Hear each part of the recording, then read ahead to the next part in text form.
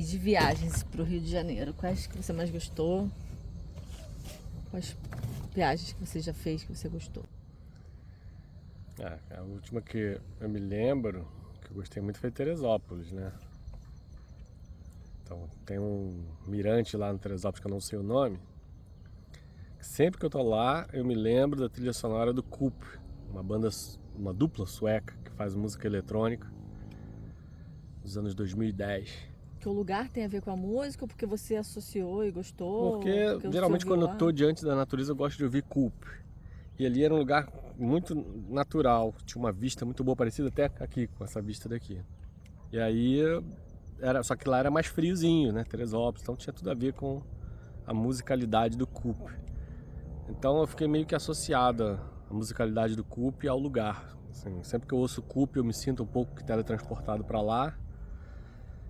E se eu estiver lá, certamente que eu vou me sentir convidado a botar Coop novamente. Quando você faz uma trilha para viagem, você pensa assim, a viagem ou você pensa, um determinado local vai ter uma determinada trilha musical? Ou não? Faz uma trilha em Não, geral para viagem? não, eu penso na estrada. Geralmente na estrada eu boto músicas de aventureiras, né? Boto um blues de estrada, um highway, ou Então, mas é o então que eu te falo, um reggae. independente de para qual lugar você tá Não, e indo. pro lugar. Vou escolher também uma música pro lugar. Se for um lugar mais quente, mais tropical, mais praístico, eu vou pensar numa trilha mais caliente, né? Mais quente. Vou botar ou uma salsa, ou um Surf music, assim? surf music, um reggae. Vou pensar nesse tipo de coisa. Se for um lugar que eu ache que é, por exemplo, aqui em Niterói tem ali, para Jurujuba, tem um lugar muito de pescador, uma beleza meio pobre, assim, é pobre e é belo ao mesmo tempo. Ali eu vou pensar em botar um Lenine, Dorival um Caymmi, né? Dorival Caymmi, ali eu vou querer botar uma coisa que... E esse tipo de combinação vale também para gastronomia. Sempre que eu vou comer uma comida, eu penso num tipo de música que combina com a comida, para que a experiência seja completa. Então, se eu vou fazer uma pizza em casa, uma rodada de pizza, eu vou pensar em botar... certamente eu vou pensar em botar uma música tradicional italiana, para ter a experiência completa. E por aí vai, comida espanhola, uma paella, vou botar um Paco de Lucia para acompanhar com um bom vinho espanhol. Combina, né? Uhum. Então, essa ideia de você compor os sabores, o visual, o estético e a harmonia melódica, fazer uma composição que tudo conflua para a mesma direção, isso é algo que eu tenho dentro de mim desde da mais tenra idade. Desde cedo sempre procurei fazer esse tipo de composição. Não gosto de desperdiçar. E eu vejo hoje uma crítica que eu faço a muitos restaurantes. Você vai num restaurante de comida tradicional japonesa, tá tocando música pop. Você vai num barzinho para beber cerveja e ao invés de estar tocando um blues, aí vai estar tocando MPB. Não E, combina, e, né? é, e por aí vai. Você tá num ambiente mais rural ou naturalista e se desperdiça a oportunidade de compor um ambiente com uma música rural ou naturalista. E por aí vai. Essa falta de noção é assustadora da nossa sociedade emergente. Eu acho que é uma característica do emergente ter condições financeiras de criar uma impressão no aspecto material, por exemplo, investir para que um restaurante seja, em termos de aparência, te cause um impacto, porém não tem o refinamento e a sofisticação, que é típico do emergente não tê-la, para compreender que não basta isso, só o aspecto material não basta, é preciso investir no imaterial, é preciso investir na cultura, é preciso compreender aspectos daquilo que não se vê, não se toca, para enriquecer, inclusive, as próprias experiências, para que as experiências não sejam superficiais. Porque, por exemplo, volta a citar aqui o Mário Vargas Llosa, né, no Civilização do Espetáculo. Ele fala que o turista hoje contemporâneo é um turista vazio, um turista que vai para a França, bate foto no Louvre e não tem mínima compreensão daquelas obras ou da importância histórica do lugar em que está. Ele nem procura conciliar isso. poeta. De outra sorte, recomendaria a obra do Alain de Botton, A Arte de Viajar, que vai justamente buscar o sentido, o cerne da própria viagem, e certamente vai dar dicas interessantíssimas, inclusive enriquecendo a experiência da viagem com pensamentos de grandes literatos, poetas, até pintores, né? Até o Van Gogh é citado, pensamento do Van Gogh na Provence, na França. Então, certamente que o emergente é alguém que tem dinheiro para ir para a Provence, na França, e não tem a menor noção do que é o sul da França em termos de importância histórica, ou a relação do sul da França com o pós-impressionismo. Então é essa falta de tato, de busca por significados mais profundos e imateriais, que faz com que o emergente seja grosseiro, apesar de ser rico. Entendi. É uma pessoa grosseira. E muitas das vezes ela vai achar que o restaurante é bom porque tem um camarão grande. Ou vem muita comida, né? Vem muita comida, o camarão é grande, então por isso eu tô ostentando, tô mostrando que sei, que posso. E às vezes uma comida sem sabor nenhum, sem temperos típicos, sem aquele sabor da culinária local. Sem alma, né? Sem alma. Para ele, se sair bem na foto, já basta. Basta sair bem na foto. E isso repercute até nas relações. Você vê, o cara casa com uma mulher que é bonita e cabeça vazia, porque, porra, para ele o que é bonito é o que sai na foto. Vai causar boa impressão. É o que sai na foto, é o que causa. Ele realmente não está preocupado com aspectos da imaterialidade. Sobre nenhuma forma, nada na experiência dele tem substância. Só tem forma. E por aí vai, a escolha de onde ele mora, o carro, a casa, as relações são relações puramente materiais, puramente que envolvem apenas a superficialidade, a construção da forma. E ele não consegue, de verdade, sentir os prazeres mais profundos e sutis que a experiência humana pode oferecer a partir da imaterialidade, da busca cultural, da artística, dos sentimentos que as experiências podem oferecer. Isso é algo que apesar de eu sempre estive muito na contramão do emergente, porque eu sempre tive muita, digamos, dificuldade em ganhar dinheiro na vida, né? Pela maneira de ser, pelo meu temperamento, pelos meus gostos, pela dificuldade, inclusive, de inserção social. Então eu sempre tive muita dificuldade em ganhar dinheiro, mas eu sempre tive um enorme potencial apreciativo da vida. Então eu era alguém que transformava o intervalo de 15 minutos que me era legalmente oferecido como bancário, eu transformava esses 15 minutos numa experiência única, ouvindo às vezes uma música do Chet Baker num carro, num Palio 1.0, né? Kit gás, comendo um sanduíche e transformando aquele momento que pode-se dizer paupérrimo sobre o aspecto material, eu transformava num verdadeiro sonho imaterial, às vezes ouvindo uma música apropriada para a situação, ou mesmo um escape, né? Jogar para outra dimensão fora. E o curioso é que quando você tem essa forma de pensar, você transforma inclusive experiências que parecem aos olhos do emergente, as experiências das quais ele foge, como por exemplo a relação dele com a favela, né? Ele morre, ele acha que a pobreza material é a pior desgraça do mundo. No entanto, para quem é multi-orgásmico no aspecto imaterial, a própria experiência na favela é uma experiência riquíssima. Ou a experiência no sertão nordestino, ou a experiência, como eu falei, num ambiente de pescadores pobres. Ali você consegue compor, seja a musicalidade, o visual, inclusive, o aspecto visual que pode aparecer hostil. Aquela velha história que eu sempre falo, né? Você olha uma mulher pobre carregando uma lata d'água na cabeça, ali você pode ver sofrimento, ali você pode ver superação, ali você pode ver beleza. Eu sou o tipo que vê beleza nisso, beleza.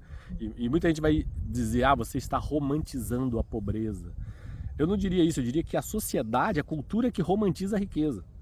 que eu estou sendo é multi-orgásmico dentro do aspecto da imaterialidade. Você me atira a uma situação de enorme dificuldade no aspecto material e eu ainda assim disso, de muito pouco, retiro enormes potenciais orgásmicos no aspecto da arte ou da cultura. Então, Isso. por exemplo, você bota uma imagem de paupérrima de uma favela, já me vem à cabeça uma série de possibilidades estéticas fantásticas, um potencial estético fantástico que a favela oferece. Mas fala, interrompi. Não, então, você acha que isso é um tipo de hedonismo, de você tirar prazer das coisas que Sim. muita gente consideraria ruim ou Sim, desagradável? eu acho que a nossa cultura, sobretudo influenciada pela igreja, ela tem ojeriza no hedonismo e ela tem uma espécie de fixação e obsessão pelo sofrimento e sacrifício. Tal qual é a lição moral que se abstrai da própria história de Cristo. Então você acredita que o prazer é uma coisa satânica e que o sofrimento vai te purificar. Então você leva uma vida em função do sofrimento e do sacrifício. Isso é uma constante na nossa cultura. De forma que se você, ao contrário, buscar realização com muito pouco e disso gerar prazer, você certamente será um incompreendido. É mal visto, né? Um incompreendido. As pessoas não vão nem compreender. Tanto é que quando eu falo que muitas vezes a riqueza é o problema e não a pobreza, eu sou amplamente mal compreendido. Por mais que, se você for buscar na literatura, tem muita gente que vai falar o mesmo que eu. Mesmo assim, como existe uma enorme incultura.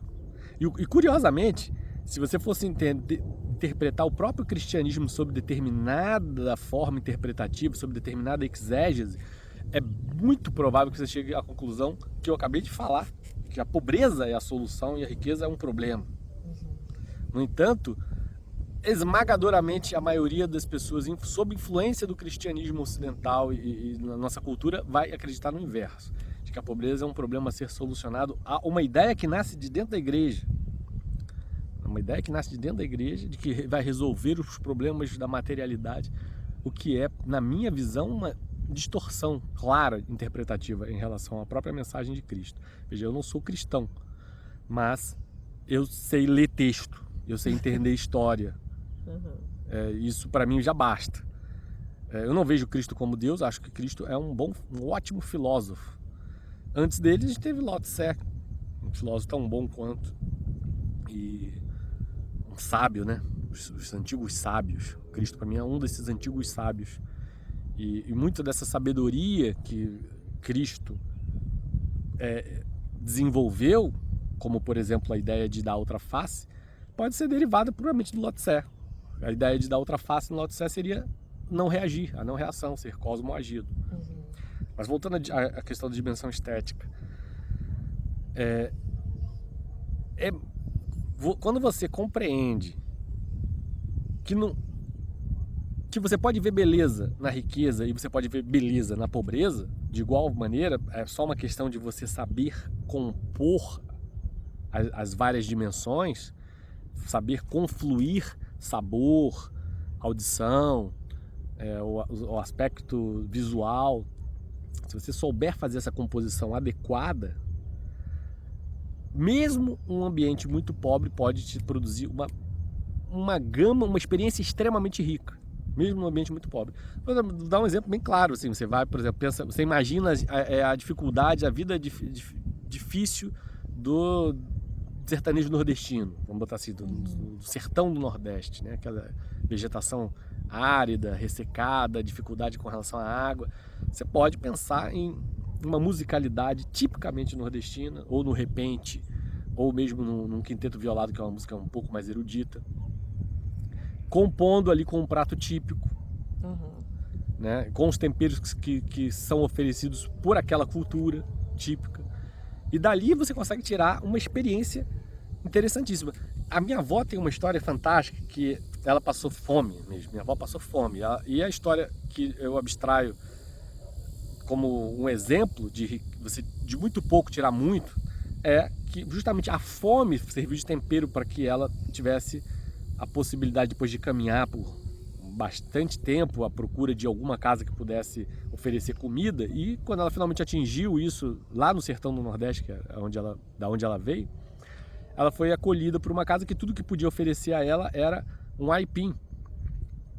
E ela conta que aquele aipim, ela morrendo de fome por horas e horas e horas sem comer, serviu para ela como um dos alimentos mais saborosos que ela, ao longo da vida dela, teve a oportunidade de comer, que nem depois, quando ela tinha dinheiro em restaurantes bons, ofereceu esse mesmo nível de experiência para ela.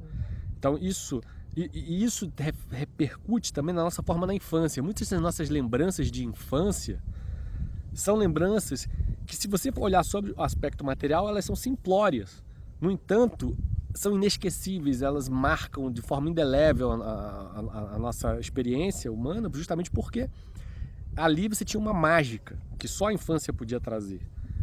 Um exemplo que eu te dou disso é aquele desenho animado do Ratatouille, em que o personagem Ego, que é um crítico gastronômico, da mais alta capacidade de refinamento, ele detonava nas suas críticas e colunas de jornal os restaurantes que ele era incumbido, né, de criticar. No final do desenho, ele se depara justamente em provar a Ratatouille, que nada mais é do que um prato simplório. Legumes, né? Um prato muito simples.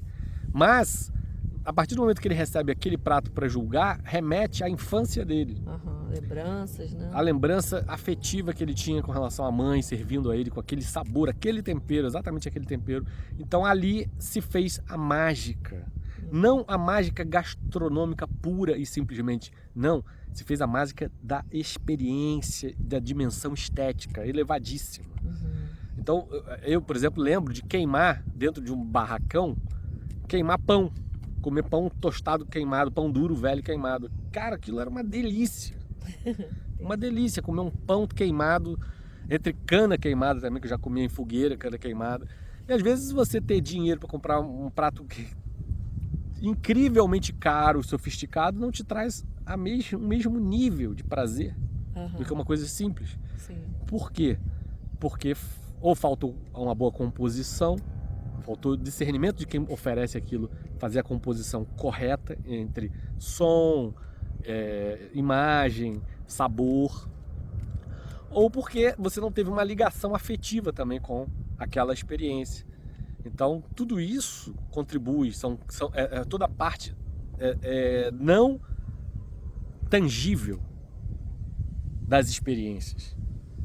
Tem um lado psicológico também das experiências. Então saber explorar isso, sobretudo quando você não tem preconceitos com relação ao exótico, com relação ao que não pertence ao seu hábito, ao seu costume, quando você, ao contrário, você vê no exótico, você vê no diferente uma possibilidade de prospecção, ao invés de achar que você tem que sair catequizando o mundo e fazendo todo mundo ter o mesmo hábito, o mesmo costume que você, porque você sabe o que é o certo. Quando você abdica dessa visão, que na minha visão é uma visão extremamente rasteira, de achar que você sabe o que é o certo e todo mundo tem que fazer igual a você. Ao invés disso, você vê a pessoa fazendo diferente de você e você deseja ter a experiência de experimentar o que ela tem a oferecer, que é totalmente diferente da sua rotina. Ali sim você pode enriquecer a sua experiência com o diferente, com o exótico, com o que você não está acostumado. Então, muitas das vezes exatamente isso que eu busco numa viagem. É ter experiências que eu antes não imaginava, ser surpreendido. Eu tenho um certo preconceito, uma certa dificuldade com viagens extremamente planejadas. Eu acho legal a coisa da surpresa, de deixar uma margem para que o inesperado aconteça, porque muitas vezes é o inesperado justamente que vai te marcar aquela experiência. Esse é o nosso canal de literatura e filosofia. Se você gostou do nosso conteúdo, curta o vídeo e se inscreva. E aproveite para fazer as amizades certas nos grupos. No Facebook, temos o grupo Coisas Boas da Vida, onde compartilhamos conteúdos variados sobre arte e cultura. Participe, você vai adorar. No Instagram, mantemos você por dentro do que vem acontecendo ao longo dos nossos estudos diários. Não deixe de nos acompanhar. Agradecemos muito a todos os amigos que nos ajudam apoiando financeiramente o canal. Os links referentes ao Apoia-se, ao Facebook e ao Instagram estão disponibilizados no conteúdo de descrição desse vídeo. Por fim, não deixe de conhecer o nosso outro canal, o Tube Cult, onde falamos sobre cinema e música. Obrigado por assistir até o final, foi um prazer tê-lo por aqui. Até a próxima!